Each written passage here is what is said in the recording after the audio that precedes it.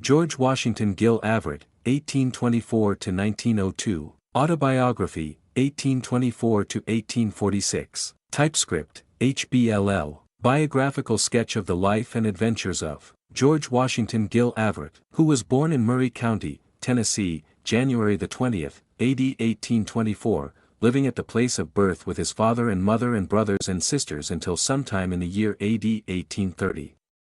He and his father and mother and family immigrated to White County, Illinois, somewhere near the Saline Salt Works. Stopping there only a short time, his father traded his farm in White County, Illinois for a farm in the joining county, Hamilton, only living there in the first-named county for a short time, perhaps 3 months. Situated in Hamilton County, Illinois, about 30 miles from Shonestown on the Ohio River and about 9 miles from the county seat of Hamilton County, Illinois, south of the county seat in what was then known as the Mayberry Settlement. On the waters of the North Fork of the Saline River and near a swamp called the Scatters made by the Wheeling and Tennille's Creeks, spreading out and making a vast swamp and lakes, being in an island portion of the country quite secluded to the things of the more populous portions of the county. His family lived a quite quiet, sober life, seeming to appreciate the comforts and blessings that they enjoyed, having but small advantages of education, having to travel 3 miles for all the schooling that we as children obtained in this place. My father bought 40 acres of land, most of the same in cultivation, and being land that did not produce very heavy crops of grain, my father did not become very wealthy but seemed to lose means in place of making them, for many years raising some cotton and flax and manufacturing the same with our own hands into clothing for our own use for Sunday and for every day. All us children always going barefooted in summertime, and the boys and sometime both boys and girls going barefooted both winter and summer except in very cold weather. About the year AD 1832, my father went into the tobacco raising quite extensively, and thinking to help himself and family by so doing, he bought several hogsheads of tobacco and shipped it and his own to the city of New Orleans, having the same appraised by the city inspection. It being condemned, he lost a heavy load on all of his tobacco, which hurt him financially in the following year. 2 of my father's sons and 1 of his son-in-laws, Elijah and Elisha and Eldridge G. Porter, in the year 1833 enlisted in the Black Hawk campaign under Captain Biggerstaff of Hamilton County, Illinois. This matter somewhat frustrated my father in his calculation, and he slacked his efforts in the tobacco raising business. And he took himself more to the raising of corn and wheat, sometimes having to borrow money to meet his promises and to pay his debts, having to pay by interest for the same, yet having plenty of farm land and stock land, being poor. By this time 2 of my sisters and 1 of my brothers married. Names as follows: Ionette to S.A.P. Kelsey, and Mary to E.G. Porter, and Elijah to Miss Chersadia Grimes. Things passing along for over 2 years without any remarkable event worth mentioning until about the year 1833 or 1834, when a bid Webb took without my father and mother's consent my sister Sari and married her, and long after abused her by whipping her and abusing her in a most ridiculous manner. Soon after this occurrence, about April AD 1835, the latter-day work found most of my folk. Elisha Graves and Isaac Higby Latter-day Saints come through our parts of the country and stopped at my father's house and preached to me and to my father's family, all of them that was at home at that time, baptizing some of them, my father and mother and 3 sisters and 2 brothers, during the time of the sojourn of Graves and Higby. There come into the settlement William Ivy and Milton Holmes and assisted them in their labors in that part of the country. During the sojourn in that part of the country they baptized some 30 or 40 persons, male and female, and the power of the Lord was made manifest to the believers. Mostly they spoke with new tongues and gave the interpretation of the same. The sick was healed, and the hearts of all the believers had cause to rejoice in the goodness of God, and the writer of this biography had as a testimony given to him from his heavenly Father of the truth of the latter-day work.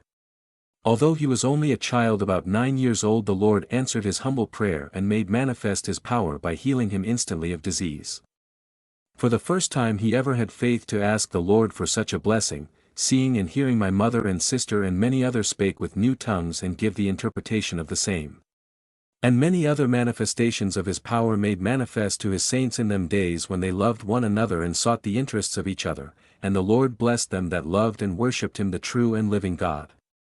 About April in the spring of AD 1836, my sister and brother-in-law S.A.P. Kelsey and my brother Elijah, and Alicia and my sister Eliza Averett, in company with a number of these of our neighbors, emigrated to the Caldwell County, Missouri and settled on Steve Creek some 2 miles from far west.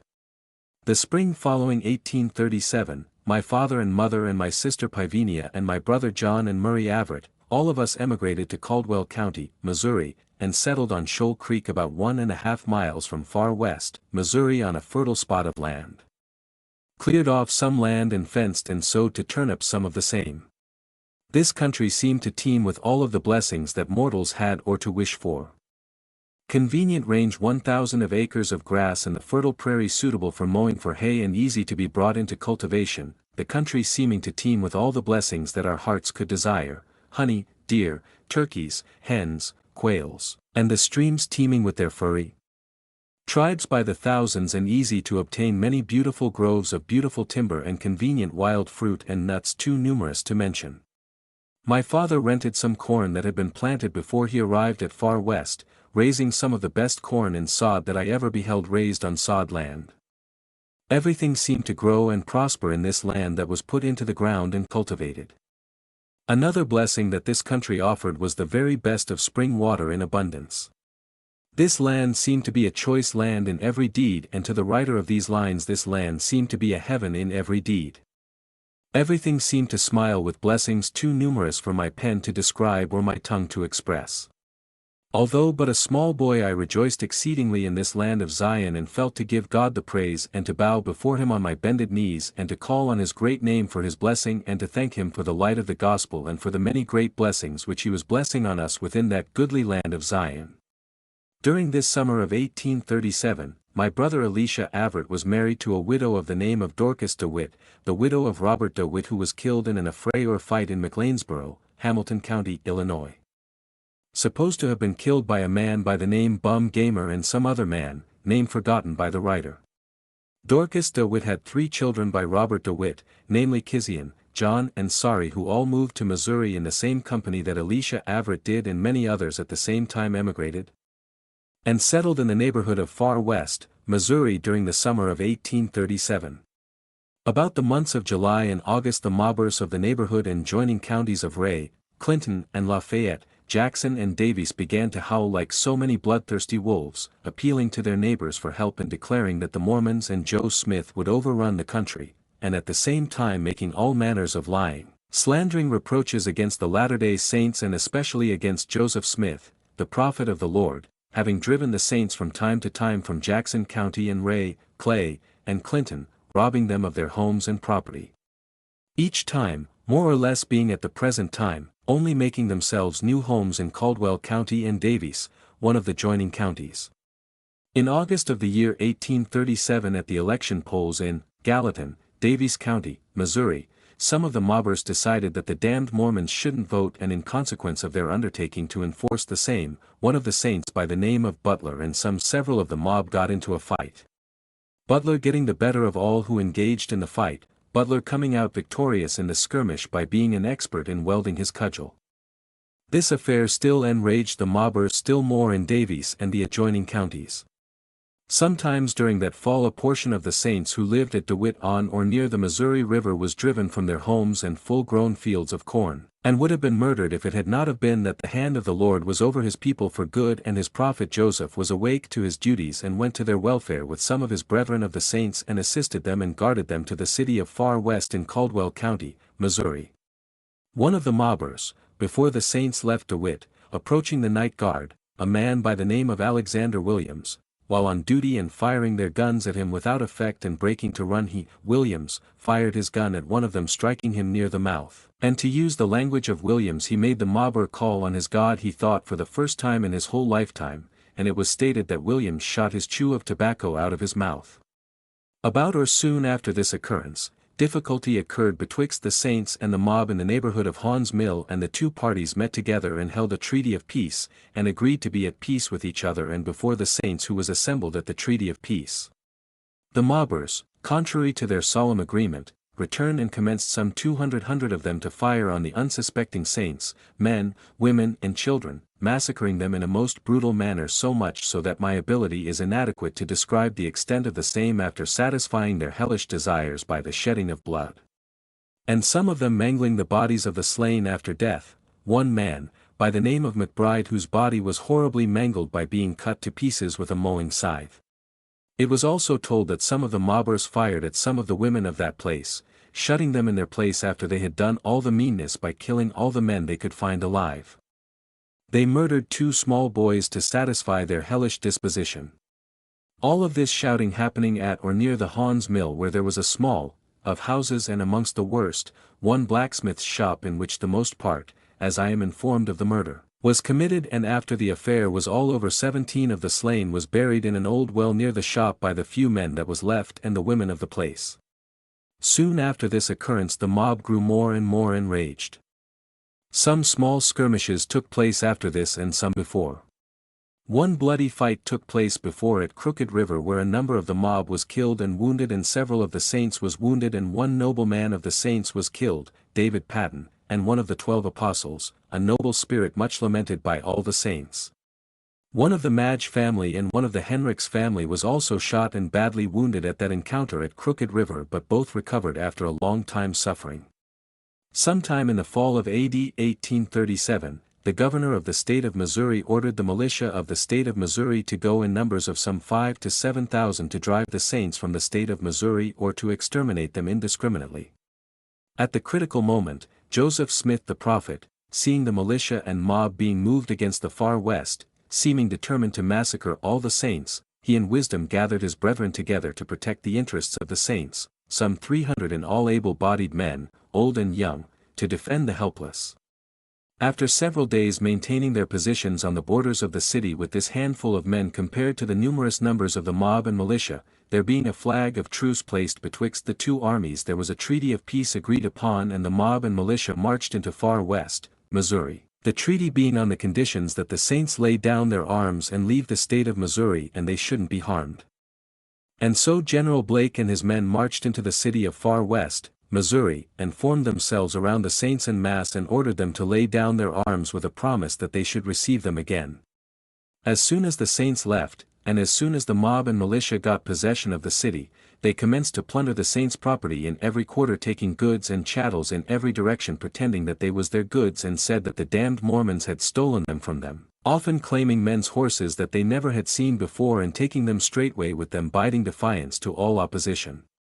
The writer of this sketch being a witness of some of their thefts in the following manner: he and his younger brother, being in a cornfield gathering corn that they and their father and brothers had raised for their own use to make them bread and to feed their stock, the unprincipled mob came into their field of corn in great numbers, sweeping the corn as they went, asking no odds of the owner,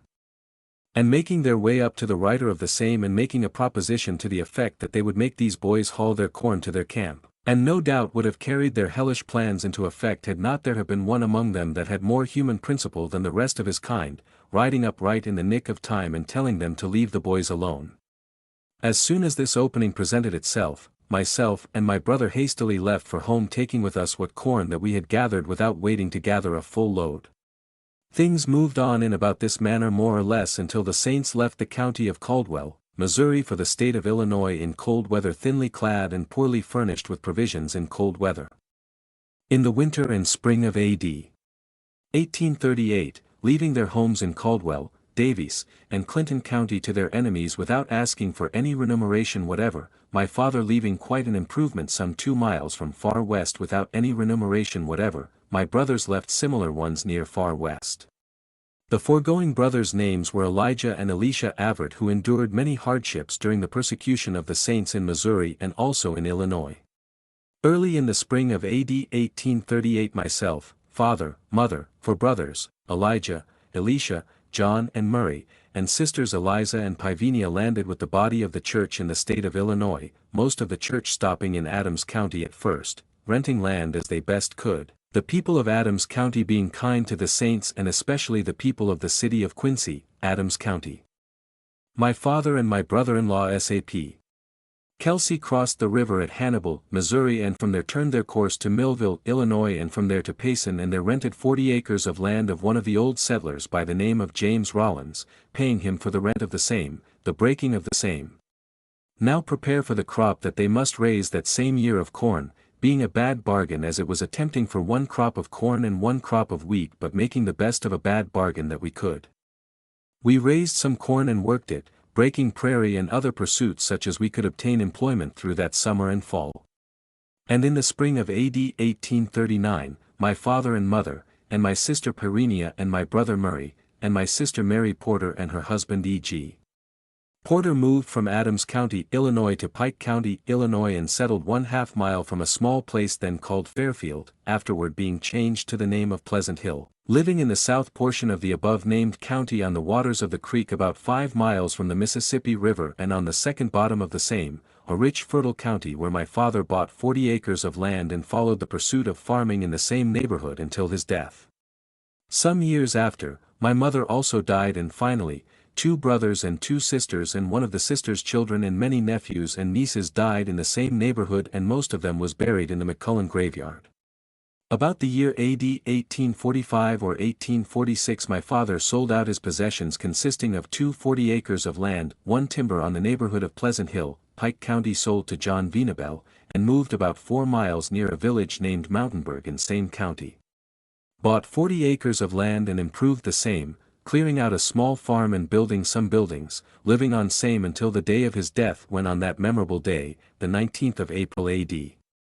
1847, he was able to work hard at rolling logs and clearing up land for the spring plowing, taking sick about sunset and before late bedtime, came to his death leaving my mother alone and somewhat helpless on accounts of her health but leaving her some means so by good earning she was supplied with necessities of life for several years. Her daughter Mary Porter moving into her house and living with her when she was at home but some part of her time she lived with her daughter Pivenia Harper. Some time before the death of my father I, the writer of this sketch by invitation of his father, took it in hand to learn the wheelwriting business and worked for some time with his father and succeeded in that business to that extent that he could do considerable work in that line before the death of his father. And after the death of his father he followed doing general work and job work for farmers through the county roundabout, the home of his mother and relations, sometime through the winter months taking my axe and going to the river bottoms to chop cordwood for the sake of being in company of the young folks of my acquaintance. Several times going to Nauvoo to spend a few months with his connection and the saints his friends, having 2 sisters and 2, and sometimes 3, brothers and their children living in that city, Nauvoo, Hancock County, Illinois. Situated about 210 miles above St. Louis, Missouri, and at the head of the Mississippi River, the city of Nauvoo being in a large bend of said river, a beautiful sightly situation in which city the saints built and housed the name of our Lord, and dedicated the same to his name and done some work in the same for the living soon after the dedication of the same. And after the church was driven from their homes in that city, said, Nauvoo, temple was burned by some unprincipled wretch and afterwards torn down and hauled off the ground and the existence of the same as nearly possible obliterated.